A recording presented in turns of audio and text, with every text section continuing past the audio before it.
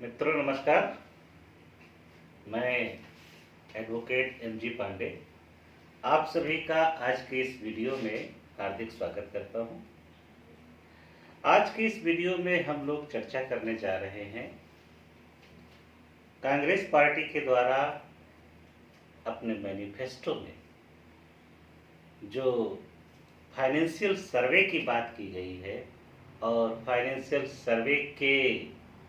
अगले स्टेप के रूप में जो वेल्थ रिडिस्ट्रीब्यूशन की बात की गई है, आज हम उस पर बात करेंगे। कहाँ तक वो पॉलिटिकली फिजिबल है, कहाँ तक वो पॉलिटिकली करेक्ट है, इन सारे पहलुओं पर आज के इस वीडियो में हम बात करने जा रहे हैं। जो फाइनेंशियल सर्वे की बात की है कांग्रेस ने अपने मैनिफेस्टो में। मित्रों, राष्ट्रीय स्तर पर नीतियों को बनाने के लिए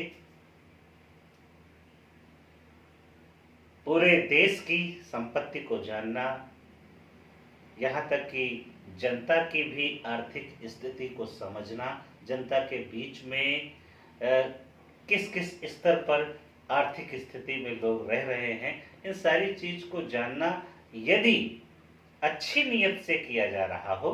तो इसमें कोई बुराई नहीं है और ये राष्ट्रीय स्तर पर पॉलिसी बनाने में एक बहुत ही उपयोगी और क्रांतिकारी कदम साबित हो सकता है,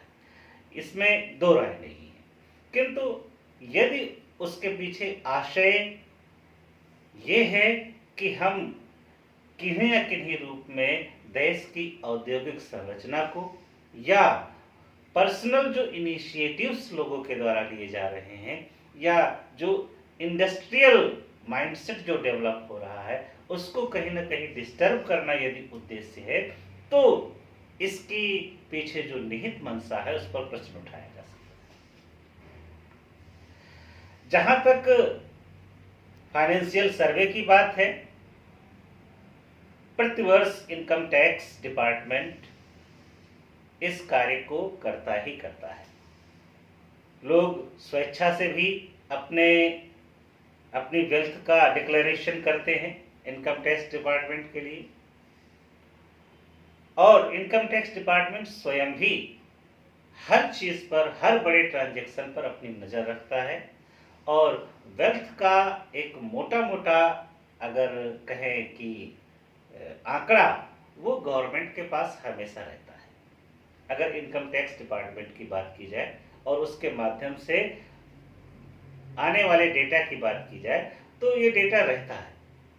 इसके बावजूद अलग से फाइनेंशियल सर्वे कराने की बात अगर की गई है तो निश्चित रूप से उसके पीछे कहीं ना कहीं पर पॉलिटिकल मोटिव्स हैं। पॉलिटिकल मोटिव्स अगर उसके पीछे ये मकसद है कि हम जितने भी लोग कुछ अमीर हो गए हैं अपने प्रयासों से, अपनी प्रतिभा, अपने परिश्रम, अपने कौशल और अपने भाग्य, अपनी रणनीति आदि का प्रयोग करके जिन लोगों ने भी धन का अर्जन कर लिया है उन सब की संपत्ति को छीन करके या उनको उनसे ले करके और ऐसे लोगों में बांट दिया जाए जिन लोगों ने कोई रणनीति नहीं बनाई, जिन लोगों ने कोई परिश्रम नहीं किया, जिन लोगों ने कोई भी इनिशिएटिव लेना उचित नहीं समझा, कोई जोखिम नहीं उठाया, सिर्फ इसलिए कि उनका वोट है और उनको संपत्ति उन लोगों की बांट दी जाए जिन्होंने परिश्रम किया, जिन्होंने रणनीति बनाई, जिन्होंने जोखिम लिया और जिन्होंने कहीं ना कहीं पर उद्यमशीलता का परिचय दिया। अगर उनकी संपत्ति को छीन करके ऐसे लोगों के बीच में बांटना उद्देश्य है सिर्फ इसलिए कि वो वोट बैंक हैं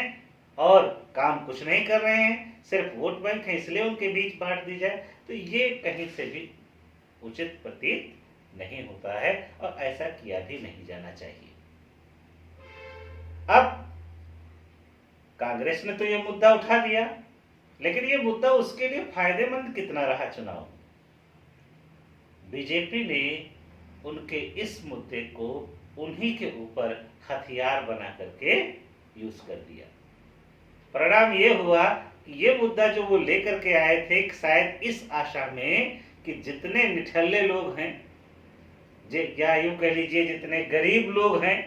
वो सभी आ करके और एक झुंड बना करके कांग्रेस की ओर वोट कर देंगे, सिर्फ इसलिए इस लालच में कि अमीरों की संपत्ति बट करके उनके पास पहुंच जाएगी बिना कोई परिश्रम किए हुए। सिर्फ वोट दे दीजिए कांग्रेस को और अमीरों की संपत्ति उनसे छीन करके गरीबों के बीच में बांट दी जाएगी। अगर इस रणनीति के आधार पर वो अपना ये लेकर के आए, लेकिन बीजेपी ने उनकी सारी योजनाओं पर पानी फेरते हुए इस मुद्दे को उल्टा उनके ऊपर उल्टा जो है आक्रमण कर दिया और पूरी जनता को बीजेपी ये समझाने में सफल हो गई कि अब कांग्रेस का की जो नियत है लोगों की प्राइवेट प्रॉपर्टी पर है। अब जो कांग्रेस है लोगों की, यहां तक के भी ऐसे उदाहरण भी आए कि यदि आपके पास 2 भैंस हैं तो एक भैंस सरकार ले लेगी। यदि आपका मंगलसूत्र, आपके जो जेवर हैं अगर कहीं पर छुपाए हुए भी रखे हैं तो वो भी गुप्त धन के रूप में, छुपे हुए धन की जैसे ही रिकवरी होगी वो सरकार के पास चली जाएगी। यानी उस मुद्दे को, वेल्थ रिडिस्ट्रीब्यूशन या फाइनेंशियल सर्वे के मुद्दे को बीजेपी ने इस तरह से कांग्रेस के खिलाफ यूज किया जैसे कि ये सिद्ध कर दिया गया हो कि कांग्रेस अब लोगों से उनकी संपत्ति छीनने के लिए उतारू। भले ही वो किस मंशा से लेकर के आए,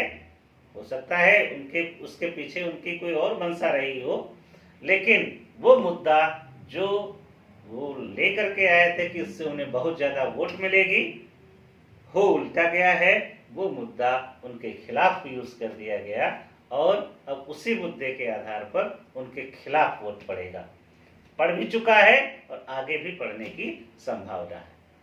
तो इस तरह से राजनीति में अगर कुशल नेतृत्व है तो वो कुशल नेतृत्व कैसे अपने खिलाफ प्रयोग की गई रणनीति को, उसी रणनीति को और शत्रु के विरुद्ध यूज कर प्रयोग कर ले, तो ऐसा कुशल नेतृत्व भाजपा के पास उपलब्ध है, जबकि कांग्रेस में इसका नितांत अभाव है। और इसी नेतृत्व की कुशलता का फायदा भाजपा को इस चुनाव में मिलने जा रहा है। पिछले चुनाव में भी मिल चुका है और इस चुनाव में भी उसी नेतृत्व की कुशलता का लाभ उसको मिलने वाला है। आज के वीडियो में इतना ही। धन्यवाद।